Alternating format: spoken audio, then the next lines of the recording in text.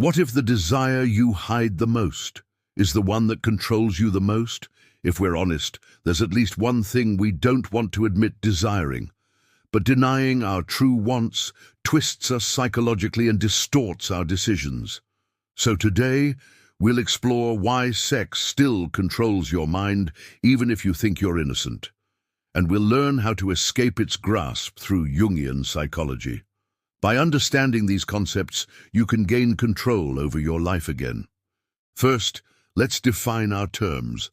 In Carl Jung's analytical psychology, libido isn't just about sex. It's a broad term for psychic energy, including our vital life force and willpower. Think of it as raw fuel that powers our thoughts, emotions, and actions. But where does this energy come from? According to Jung, libido stems from our biological makeup. He believed our instincts originate in the collective unconscious, an inherited layer of the psyche shared by all humans. These instincts, like sexual urges, aren't created equal. Some are stronger, some weaker, but they all influence our conscious personality. Our unique combination of instincts forms our individual psyche, making each person different. You see, libido isn't just a biological sex drive. It's a complex interplay of inherited instincts and personal experiences. This energy manifests in many ways, not just sexual ones. For example, someone might have a strong instinct towards creativity, which drives them to become an artist. Others might feel a powerful need for recognition, making them ambitious leaders.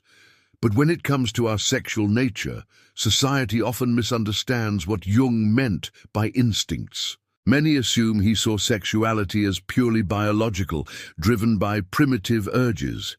But Jung took a broader view.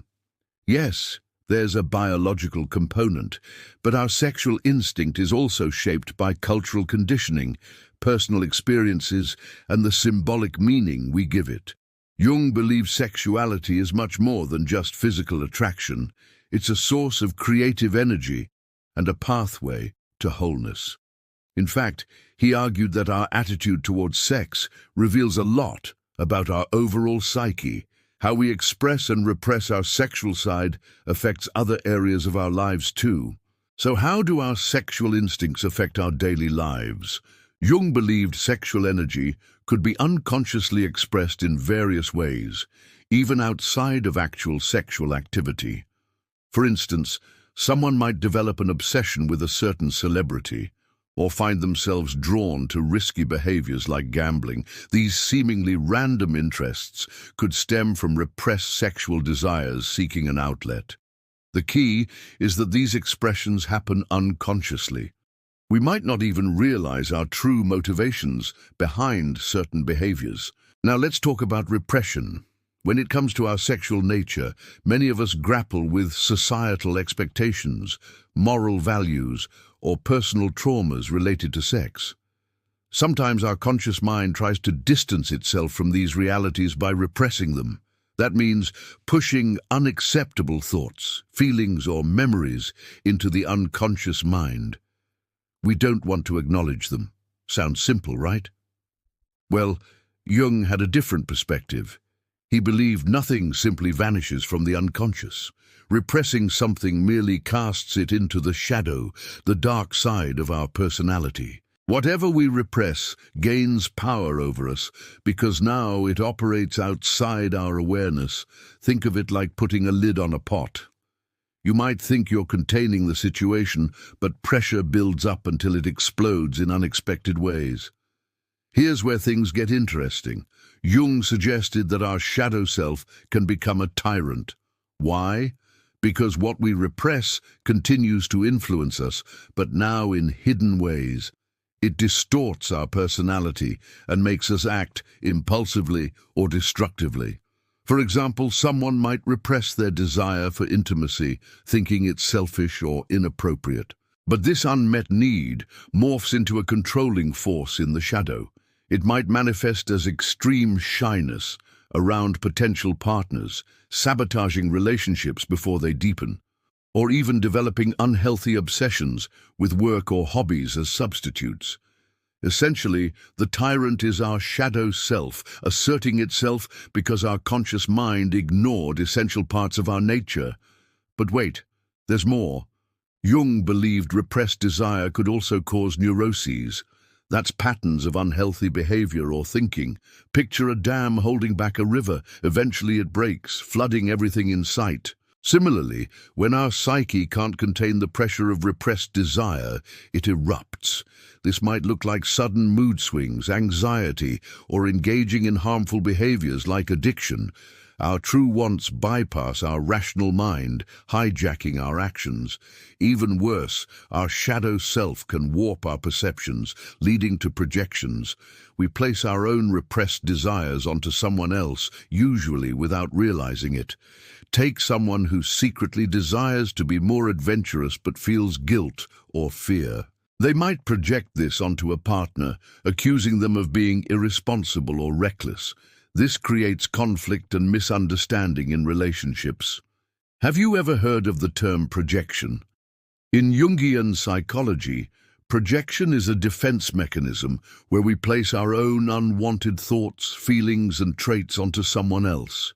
It happens unconsciously, meaning we're not aware of what we're doing. For example, let's say someone has a strong desire to be more spontaneous but feels guilt or shame about it due to societal expectations. They might not want to acknowledge this part of themselves because it conflicts with their image of being a responsible person. So instead, they project it onto a partner, perceiving them as being flaky or unreliable. This creates tension in the relationship as the other person becomes a dumping ground for the projector's repressed desires. But here's the kicker. The projector doesn't realize their own motivations behind these judgments. They truly believe their negative perception of the other person is accurate. Projection can distort our relationships because we're imposing our inner conflicts onto others. It prevents us from seeing people as they are and connecting authentically. Jung was particularly interested in how our desire for sex influences our unconscious processes. He believed our attitudes towards sexuality reveal much about our overall psyche, and that confronting our sexual nature directly mirrors our approach to life. Jung proposed that sexual desire, whether expressed or repressed, significantly impacts our behavior. It influences how we relate to others, make decisions, and interact with the world. Next, let's discuss projection. Jung believed that we often project our own unconscious desires and traits onto others. For example, we might place our own sexual desires onto a friend or partner, perceiving them as flirtatious when they're simply being friendly. Or we might project our own repressed sexual side onto someone who openly expresses their sexuality, labeling them as overly sexual or promiscuous. Projection allows us to distance ourselves from our true desires and maintain a sense of morality, but it distorts our perception of reality and prevents us from forming genuine connections. Another fascinating aspect Jung explored was the symbolism of sex in dreams and mythology. He saw sex as a universal symbol representing a desire for wholeness, union, or transformation. Understanding the symbolic meaning of sexual imagery in dreams can provide insight into our unconscious psyche. But remember, our sexual side isn't just instinctual. It's also influenced by cultural conditioning, personal experiences, and our unique attitudes towards sex. Jung believed that our sexuality reflects a broader aspect of our psyche, and that embracing it leads to greater psychological wholeness. Have you ever felt drawn to someone completely unexpectedly, or found yourself daydreaming about a certain type of person you've never pursued before? Suddenly falling head over heels for someone can seem confusing, especially if they don't meet your usual criteria for a desirable partner. But Jung might suggest there's more to the story than meets the eye. Here's one possibility. Imagine having a strong subconscious desire for something you feel you can't have, like wanting to break free from societal norms or seeking adventure. This desire might stem from a need for change, excitement, or a yearning for something beyond your current reality. Perhaps you feel stuck in a routine, longing for spontaneity, or maybe you crave a deeper connection and passion in your relationships. But instead of acknowledging this desire, you may try to push it away. After all, pursuing such desires might seem risky, uncomfortable, or even terrifying. However, this repressed desire doesn't disappear. It lingers in your unconscious mind, waiting for an outlet. Then suddenly, someone enters your life who embodies those very qualities you secretly desire. At first glance, you might perceive them as simply embodying the exciting, passionate, or adventurous qualities you find appealing. But Jung would argue that beneath the surface, your attraction runs deeper. You're actually responding to the unconscious manifestation of your own repressed desires seeking expression. In essence, you're falling in love with the idea of fulfilling your own unmet needs rather than the person standing before you. While this might bring temporary satisfaction, it also poses challenges. Your relationship becomes unbalanced, hinging on how well your partner aligns with your idealized fantasy rather than who they truly are. Ultimately, Jung suggests that confronting and integrating our repressed desires directly is crucial for forming healthier, more balanced relationships. Carl Jung, the renowned psychologist, believed that creativity and sexuality are deeply intertwined. He saw sexual energy as a source of creative power and believed that channeling this energy can lead to artistic expression or spiritual insight. Jung suggested that the creative process itself mirrors the journey of individuation, the psychological process of becoming whole. Artists, according to Jung, often tap into the collective unconscious to express archetypal themes and symbols that resonate with audiences. This echoes the universality found in myths and stories across cultures, which Jung believed were expressions of the collective psyche. Now let's explore the connection between sexuality and spirituality. Jung viewed sexuality as a fundamental aspect of the human psyche, influencing our behavior and relationships. He believed that our attitude towards sex reflects our overall psychological health, and that confronting our sexual nature is essential for wholeness. Jung also recognized the transformative power of confronting our shadows, the repressed aspects of our personality. By integrating our shadow, we become more complete individuals. Sexuality plays a role in this process by challenging us to confront and accept all parts of ourselves, including our desires and instincts. Next, let's discuss how sexuality is often misunderstood. Jung believed that our sexual instincts aren't solely biological, but shaped by cultural conditioning, personal experiences, and the meaning we ascribe to sexuality. He criticized the Victorian era's repression of sexuality, arguing that suppressing our sexual nature leads to psychological problems like neuroses and the formation of complexes. Jung also believed that confronting our sexuality leads to greater self-awareness and personal growth. Lastly, let's delve into sublimation. Jung saw sublimation as a positive way of channeling sexual energy into socially acceptable activities.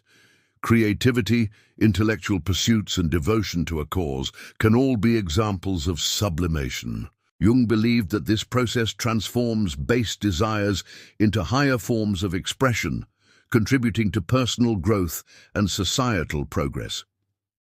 Finally, let's address the signs that your unconscious mind is being driven by repressed desire.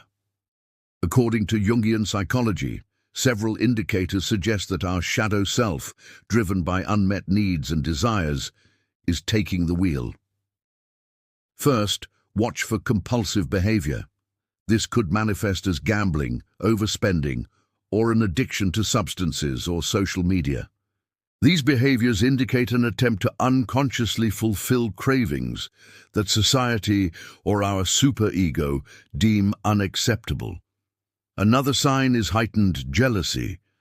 If you find yourself disproportionately reacting to imagined or minor threats of losing a partner, it could suggest underlying insecurities about abandonment or sexual inadequacy stemming from repressed desires.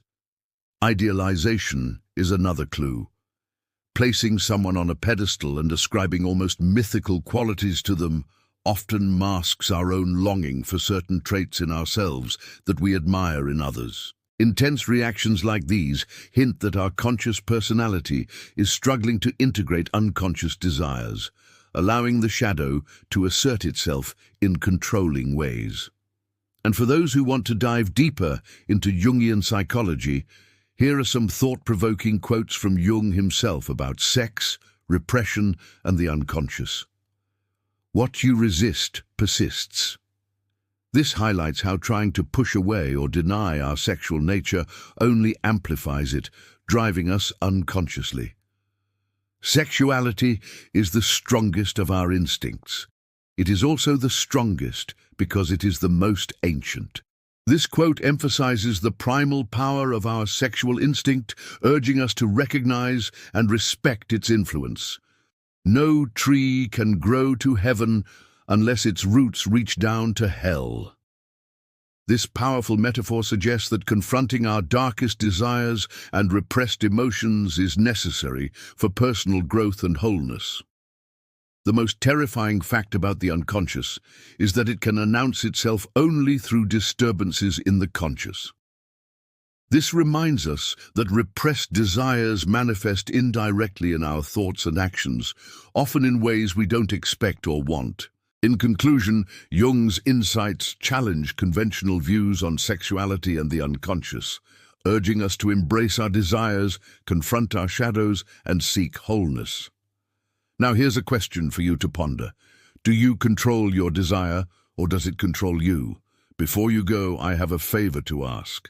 Now tell me, what are you repressing and why? Sharing your thoughts helps normalize these topics and lets others know they're not alone. If you found this video insightful, please give it a like. It genuinely helps our channel reach more people with these important messages. Don't forget to subscribe for new videos every week. Thank you for watching.